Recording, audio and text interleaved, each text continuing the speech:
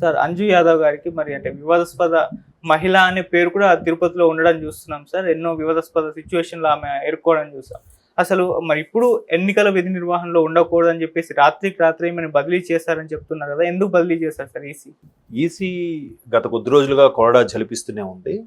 ఎవరెవరైతే అధికారులు ఏ డిపార్ట్మెంట్‌కి చెందిన వారైనా, పోలీస్ డిపార్ట్మెంట్ కానీ, లేదంటే ప్రభుత్వానికి చెందిన రెవెన్యూ వాళ్ళు కానీ, లేదంటే వేరే ఇతర గవర్నమెంట్ సర్వెంట్ ఎవరైనా, ఎవరి మీదైతే గతంలో గత 5 ఏళ్లలో ఎక్కువగా ఫిర్యాదులు అందాయో, ఎవరెవరైతే ఒక పార్టీకి, ఒక వర్గానికి, ఒక వ్యక్తికి ఫేవర్గా పనిచేస్తున్నారో, అంటే విచక్షణారహితంగా లేదా చట్టాన్ని అనుసరించకుండా ఎవరైతే ప్రవర్తిస్తున్నారో వాళ్ళ మీద నిఘా పెట్టడం జరిగింది. దాని మీద ఫిర్యాదులు అందడంతో కొందరి మీద చర్యలు తీసుకుంది. త్వరగా వేటు కూడా వేసింది. అయితే ఈసీ కూడా మొదటి నుంచి కూడా జాగ్రత్తలు పడుతూనే వస్తుంది. ముగ్గురు అబ్జర్వర్స్ని పెట్టారు. తర్వాత ఇంతకుముందు కూడా చెప్పాను చాలా సందర్భాల్లో, నియోజకవర్గంలో ఒక్కొక్క లోక్సభ నియోజకవర్గం ఒక్కొక్క మళ్ళీ ఇంకో అబ్జర్వర్ని పెట్టడం, వాళ్ళ కింద మళ్ళీ జిల్లాల స్థాయిలో డిస్ట్రిక్ట్ ఎలక్షన్ ఆఫీసర్లను నియమించడం, అలాగే ప్రతిదీ కూడా రిటర్నింగ్ అధికారులు అంటారు వాళ్ళు నియమించడం, సీసీ కెమెరాల ద్వారా కీని అబ్జర్వ్ చేయడం, కంట్రోల్ రూమ్లు ఏర్పాటు ఇవన్నీ చేస్తూ వస్తుంది. అయితే మీరు అన్నట్టు గతంలో ఆమె సిఐ గారి మీద, అంజు గారి మీద చాలా ఆరోపణలు ఉన్నాయి. ఒక మహిళ పైట పట్టుకొని లాగారని, లేదంటే దౌర్జన్యంగా ప్రవర్తించేలా చేశారని, వాళ్ళు ధర్నా చేస్తున్నప్పుడు కూడా ధర్నా వాళ్ళ మీద కూడా మాటలతో వాళ్ళని దూషించారని, నానా అనకూడని మాటలు కూడా అన్నారని, ఏవో వార్తలు కూడా బూత్ పురాణం ఎత్తుకున్నారు, రకరకాల వార్తలు చూడడం అప్పట్లో. సో అట్లాంటి ఎక్కువ ఫిర్యాదులు అందిన నేపథ్యం రాత్రిగా చర్యలు తీసుకొని రేపు పొద్దున్న మీరు అక్కడ విధులు నిర్వర్తించడానికి వీలు లేదు అన్నట్టుగా ఆర్డర్స్ పాస్ చేయడం అనేది చర్చనీయాంశంగా మారింది రాష్ట్ర వ్యాప్తంగా. ఇప్పటికే చాలామందిని మార్పులు చేర్పులు చేశారు. ఐజీలు అయితేనేమి, డిఐజీలు అయితేనేమి, కమిషనర్లు అయితేనేమి, కలెక్టర్లు అయితేనేమి, ఐఏఎస్ ఆఫీసర్లు కూడా వేశారు. ఇప్పుడు ఇన్స్పెక్టర్ స్థాయి అంటే ఎస్హెచ్ఓ అంటారు వాళ్ళు, ఆ స్థాయి వ్యక్తులను కూడా చేయడం అనేది గొప్ప విషయమే. ఎందుకంటే చాలా వరకు ఫిర్యాదులు అందిన మేరకు వీళ్ళు ఇలా ఉంటే వీళ్ళు ఎంతున్నా, ఇప్పుడు పై అధికారిని మార్చారు. పై అధికారిని మార్చినప్పుడు కింద స్థాయి వరకు ఎవరు చూడలేరు కదా. ఒక డిఎస్పీ ఉన్నాడు, లేదంటే ఒక ఎస్పీ ఉన్నారు, ఆ జిల్లా పరిధి అంతా చూడాలి. డిఎస్పీ ఉన్నాడు, ఆయన కింద ఒక 3-4 సర్కిల్ స్టేషన్స్ ఉంటాయి. ఆ సర్కిల్లో కింద మళ్ళీ ఒక 5-6, ఒక్కొక్క సర్కిల్ స్టేషన్ కింద ఒక 5-6 పోలీస్ స్టేషన్లు ఉంటాయి. వీటన్నిటిని అబ్జర్వ్ చేయాలంటే పై అధికారికి గ్రౌండ్ లెవెల్ వరకు వెళ్ళి చూడలేరు. ఈ సిఐల్ని, ఇన్స్పెక్టర్ని, అలాగే సబ్ ఇన్స్పెక్టర్ని వీళ్ళు నమ్ముకుంటారు. వీళ్ళు మళ్ళీ తప్పు చేస్తే ఎవరు చూస్తారు? చూడలేరు కదా. సో అందుకు ఇట్లాంటి వాళ్ళు కూడా ఉండడం కూడా కొంచెం ప్రమాదకరం అనుకున్నారు. లేదంటే భారీగా ఫిర్యాదులు అందిన మేరకు గతంలో కొన్ని జరిగినవి వీడియోలు పెట్టి మరి ఫిర్యాదులు అందడంతో వీళ్ళు ఇంకా ప్రవర్తన మార్చుకోలేదు. వీళ్ళని ప్రస్తుతానికి ట్రాన్స్లో పెట్టడము, హోల్డ్లో పెట్టడము, లేదంటే విధులకు దూరంగా ఉంచడం అట్లాంటివి చేస్తారు.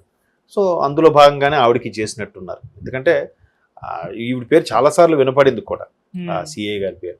ఇవన్నీ పరిణామాలు చూస్తే ఎలక్షన్ కమిషన్ ఎక్కడికెక్కడ చర్యలు తీసుకుంటుంది.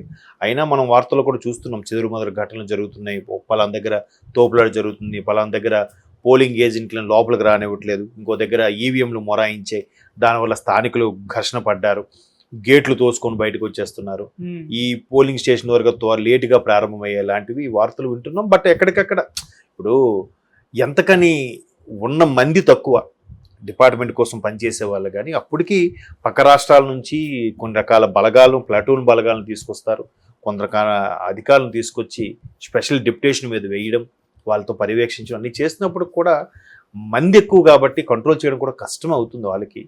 బట్ అప్పటికి ఇట్లాంటి చర్యలు తీసుకోవడం వల్ల నిష్పక్షపాతంగా ఎవరైతే విధులు నిర్వహిస్తారో అటువంటి వాళ్ళని, నమ్మశక్యంగా ఉండే వాళ్ళని, పైగా ఆ నియోజకవర్గం కానీ లేదా ఆ పరిధికి కానీ ఆ ప్రాంతానికి కానీ సంబంధం లేని వ్యక్తుల్ని డ్యూటీలో వేసి జెన్యూన్గా, ట్రాన్స్పరెంట్గా పనిచేసే వ్యక్తులుగా చేయడం అనేది జరుగుతుంది. ఈసీ ఇప్పటికే ముందే చర్యలు తీసుకోవాల్సింది. బట్ ఇక్కడికి చర్చనీయాంశం ఏమైందంటే, రేపనగా ఈరోజు మార్చడం అనేది అది నిజంగా వాళ్ళకి ఝలక్కిచ్చినట్టు అనిపించింది. ఇక్కడ కూడా మనం చర్చనీయాంశంగా మారింది అనుకోని మనం డిస్కస్ చేసుకునే స్థాయి వరకు వచ్చిందంటే వాళ్ళకి చాలా వరకు అవకాశం ఇచ్చే ఉంటుంది. అయినప్పటికి కూడా వాళ్ళు ఏముందిలే, మహా అయితే సస్పెండ్ చేస్తారు, మహా అయితే విధులకు దూరంగా ఉంచుతారు, అయినప్పుడు చూసుకుందాం, ఈలోగా నేను చేయాల్సిన పనంతా చేసేస్తాను అని తెగించే వాళ్ళు ఉంటారు కొంతమంది. సో అటువంటి వాళ్ళు ఉన్నప్పుడు ఈసీ ఖచ్చితంగా ముందు రోజు రాత్రే ఉత్తర్వులు జారీ చేసి తప్పించే ప్రయత్నం చేస్తుంది. బట్ ఎన్ని జరిగినా కూడా అప్పటికీ కొంతమంది సానుభూతి పరులు, వాళ్ళకి ఫేవర్గా ఉండేవాళ్ళు, చేసేవాళ్ళు చేస్తూనే ఉంటారు. అంతే కదా, ఎంతకని ఎన్ని నిఘా కెమెరాలు పెట్టినా ఆ కెమెరాలను తప్పించి కూడా చేసే ఉంటారు. ఏదో ప్రభాస్ గారి సినిమా అన్నట్టుగా ఒక మనిషి ఒకటి దగ్గర దిగుతాడు, రెండు దగ్గర దిగుతాడు, అక్కడ తెగపోయినా 5 కోట్లు కరిగిన తెగుతాడు కదా. డబ్బుకు దాసోహం మనిషి ఎక్కడో దానికోసమే కదా ఇలా కక్కుర్తి పడ్డం ఇలా చేయడం అవుతుంటాయి కదా అనే ఉద్దేశంలో కొంతమంది విపరీత పోకడలకు పోతారనే ఉద్దేశంతో ఇట్లాంటి చర్యలు తీసుకుంటుంటుంది కమిషన్ అనేది. చూద్దాం మరి ఎన్న తీసుకున్నా. ఇంకా ఈవిడంటే బాగా ఫెమిలియర్ అయ్యారు, గతంలో కొన్ని వీడియోలు పెట్టి ఏమైనా కంప్లైంట్ ఇచ్చి మార్చుండొచ్చు. ఫెమిలియర్ కానోళ్ళు అప్పటికప్పుడు వచ్చిన వాళ్ళు కూడా ఉండొచ్చు కదా ఫేవర్గా, లోపల ఫీలింగ్ ఉండే వాళ్ళు కూడా ఉంటారుగా. సో అటువంటి వాళ్ళని మరి ఎలా చర్యలు తీసుకుంటారంటే ఏం చేయలేం. ఎంత నిఘా కెమెరాలు ఉన్నా తర్వాత అన్ని జరిగిపోయిన తర్వాత వీళ్ళు పలానా కెమెరాలో చూస్తే మనకు అర్థమవుతుంది ఇలా బిహేవ్ చేస్తున్నట్టున్నారు, వీళ్ళపై చర్యలు తీసుకుని తర్వాత చేసుకుంటారు. బట్ అవ్వాల్సిన కార్యం అయిపోతుంది కదా, అట్లా కూడా కొన్ని జరుగుతాయి. బట్ ఎన్నికల కమిషన్ మొత్తానికి ఇప్పటికిప్పుడు చర్యలు తీసుకోవడం అనేది మాత్రం గొప్ప విషయమే. ఎప్పుడూ లేదు, ఈసారి ఎందుకో యుద్ధాన్ని తలపించే విధంగా ఉందని కూడా చాలా మంది అంటున్నారు. అది సుస్పష్టం. పైగా పోలింగ్ పర్సంటేజ్ కూడా బాగా పెరిగే అవకాశం ఉందని కూడా అంటున్నారు.